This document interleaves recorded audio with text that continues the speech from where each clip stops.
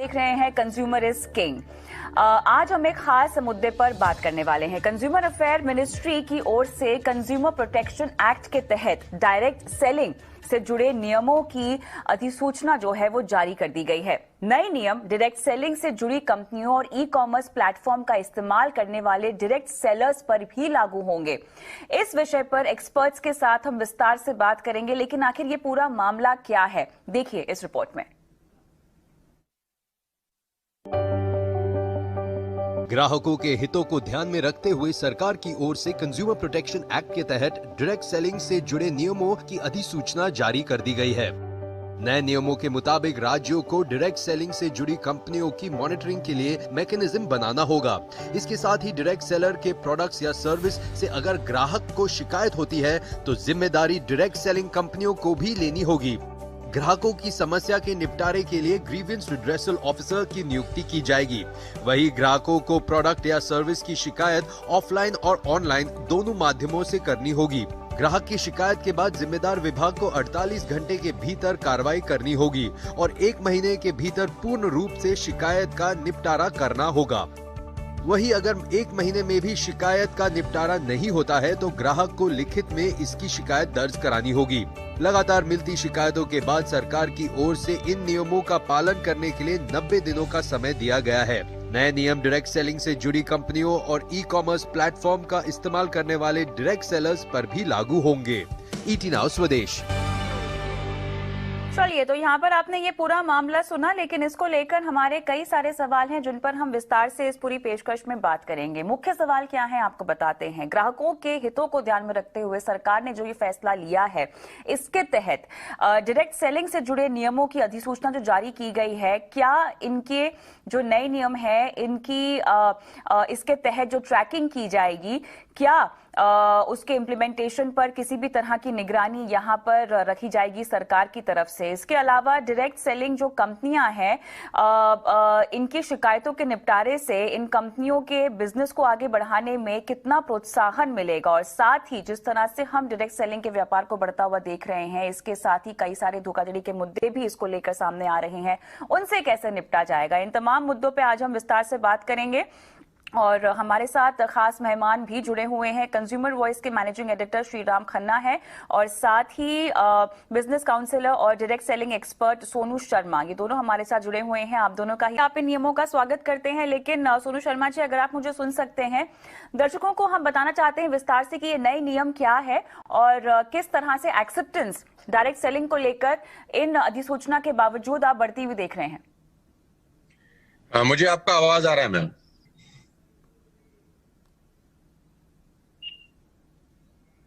Am I audible to all of you? जी, आपकी आवाज आ रही है हमें।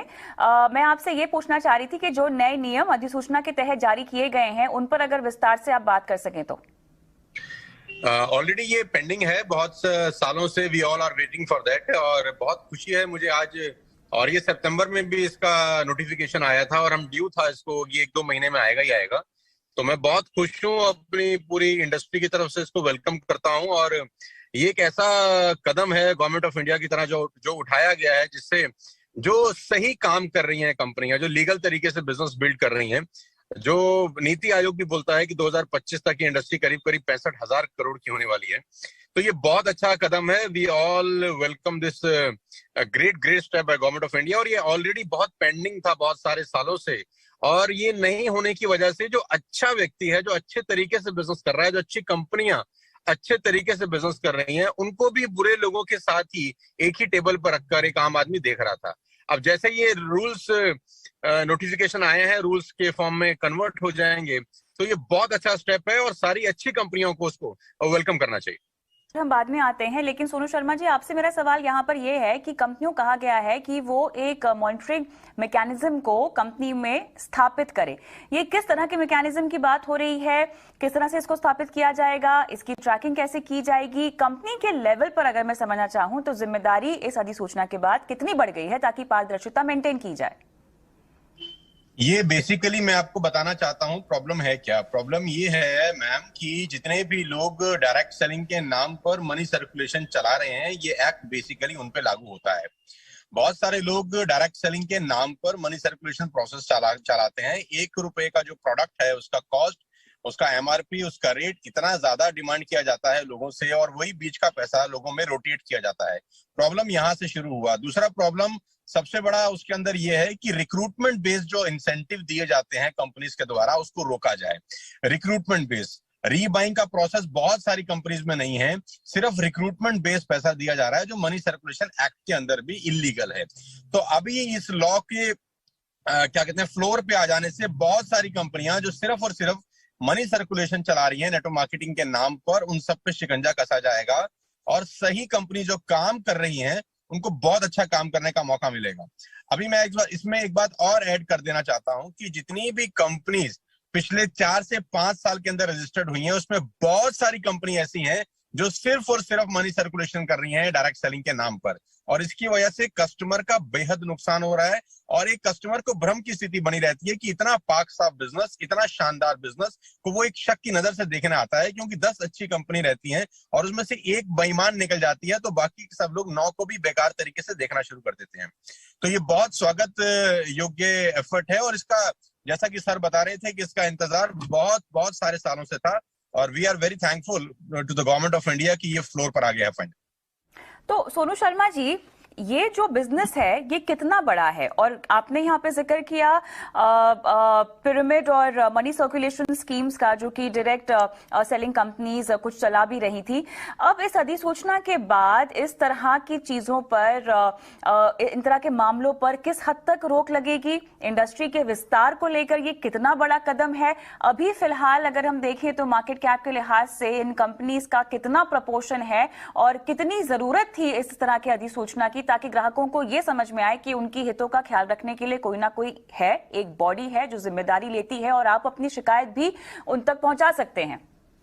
मैम, सबसे पहले तो मैं आपके दर्शकों को और सब लोगों को बताना चाहता हूं कि पूरे हिंदुस्तान में डायरेक्ट सेलिंग जो अच्छी कंपनी है, जो सही कंपनीज कर रही हैं, एकमात्र ऐसा बिजनेस है जिसमें 100% वाइट की ट्रांजैक्शन होती है। आपको जान के बहुत हैरानी होगी और कस्टमर को मैं बताना चाहूंगा, जितने भी कंज्यूमर्स हैं, कि जो सही कंपनीज हैं उसमें कोई भी बिलिंग, कोई भी प्रोडक्ट अगर सेल किया जाता है तो उसके ऊपर प्रॉपर बिल कटता है। आप कैश ट्रांजैक्शन नहीं कर सकते हैं, नंबर 1। नंबर 2, उसके ऊपर जीएसटी एप्लीकेबल होता है जो गवर्नमेंट ऑफ इंडिया को कंपनीज डिपॉजिट करती हैं पर मंथ। नंबर 3, आपको जो भी कमीशन आता है वो टीडीएस करके, टैक्स कट के ही आता है। ये एकमात्र ऐसा प्रोफेशन है पूरे हिंदुस्तान के अंदर जहां 100% ट्रांसपेरेंसी होती है और लीगल सिस्टम अपनाया जाता है।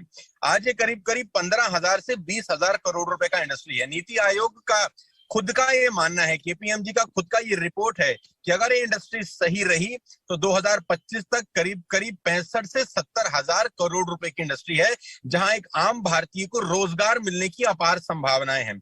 आज हिंदुस्तान में आपको पता है कोविड-19 के कारण बहुत सारे लोगों को नौकरी की समस्या है, अनएम्प्लॉयमेंट अपने चरम सीमा पर है। ये एकमात्र ऐसी इंडस्ट्री है जो लोगों को अनएम्प्लॉयमेंट से मुक्त, जो प्रॉब्लम फेस कर रहे हैं लोग बाग, उनको एम्प्लॉयमेंट प्रोवाइड करा सकती है बनस्पत। इस पे आज ये जो नोटिफिकेशन आया है ये ठीक तरीके से अगर लागू हो जाए, क्योंकि ठीक तरीके से लागू होना बहुत जरूरी है। कानून तो हिंदुस्तान में बहुत सारे हैं, अगर वो इम्प्लीमेंट ठीक तरीके से हो जाए तो मैं आपको बता सकता हूं कि 2025 में ये एकमात्र ऐसा उद्योग है जो बहुत सारे लोगों को, हजारों लाखों नहीं करोड़ों लोगों को एम्प्लॉयमेंट प्रोवाइड करा सकता है। बिल्कुल सही कहा आपने। जहां तक एम्प्लॉयमेंटेबिलिटी की बात है तो लगभग 7 मिलियन से ज्यादा लोग हैं जिनको रोजगार मिल रहा है इस इंडस्ट्री के जरिए, और उसमें भी खास बात यहां पर यह है, उल्लेखनीय बात यहां पर यह है कि 50% से ज्यादा तो इसमें महिलाएं हैं। जी सोनू जी। मैम, हम लोग जब इस नोटिफिकेशन के ऊपर चर्चा कर रहे थे बहुत साल से, I am in the industry from the last 20 years, हम लोग का डिमांड था कि कोई भी व्यक्ति डायरेक्ट सेलिंग कंपनी जब तक एक x amount government of India को डिपॉजिट नहीं करता खोल ही ना सके। हमारे बहुत सारे सजेशंस थे, बहुत सारे हम लोगों ने सुझाव सरकार को दिए, प्रीवियस गवर्नमेंट को भी दिए, और ये जो ये नया गवर्नमेंट है यहाँ पर भी बहुत सारी मीटिंग्स हुई। बैक टू बैक फिक्की के साथ हम लोग कोऑर्डिनेशन में थे, टच में थे, कि एक लमसम अमाउंट भी as a security amount deposit कराए कोई भी कंपनी अगर अपना डायरेक्ट सेलिंग बिजनेस शुरू करना चाहती है। बिकॉज होता क्या है, 4 कंप्यूटर लगाए, 4 लोग बैठे और अपना डायरेक्ट सेलिंग बिजनेस शुरू कर लिया, और डायरेक्ट सेलिंग के नाम पर कुछ भी ऊट पटांग बेचना शुरू कर दिया। वो प्रोडक्ट बेचने शुरू कर दिए जिसका रीबाइंग ही नहीं है, वो प्रोडक्ट जिसका क्वालिटी बहुत खराब है, वो प्रोडक्ट जिसका प्राइस इतना ज्यादा है कि एक आम आदमी की पहुंच से बहुत ज्यादा है। अब इस नोटिफिकेशन के द्वारा सर जो बता रहे थे खन्ना साहब, मैं बिल्कुल उनसे इत्तेफाक रखता हूं कि असली और नकली, जिसको कहते हैं दूध और दूध, दूध का दूध, पानी का पानी, ये हो जाएगा। और एक कंज्यूमर जो एक सयाना कंज्यूमर है, एक सया कस्टमर है।